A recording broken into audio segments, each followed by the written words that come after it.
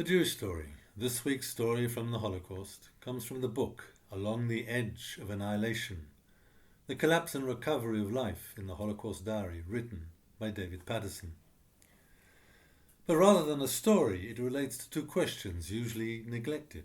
Why the Germans and why the Jews? Germany's most renowned poet, Goethe, wrote, "What man reveres as God is drawn from his innermost being." According to Goethe, man's highest possible development is a function of his inner potential. And that is the opposite of Judaism's most fundamental teaching, that the human being is created in the image of God, and not the other way around, as Goethe claims, that is, God is created in the image of man. Following Goethe, Ludwig Feuerbach asserted that God is the highest subjectivity of man, abstracted from himself. Nietzsche finalizes the process by getting rid of God altogether with his declaration that God is dead. In effect, God vanishes in this process of internalization, to be replaced by a humanity potentially infinite in its modern freedom, which means a freedom to do whatever we have the will to do.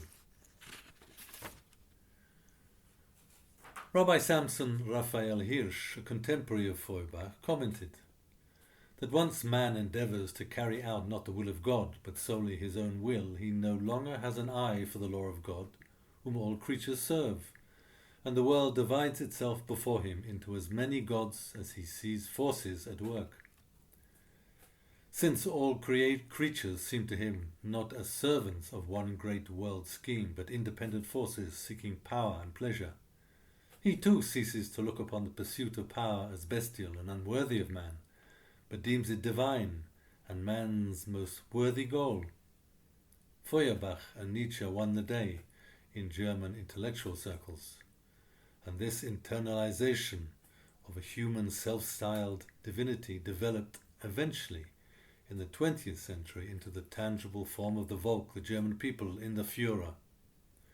First comes the human appropriation of the divine.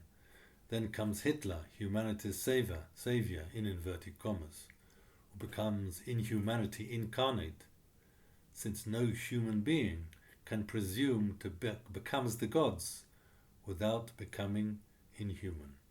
Please pass on these words.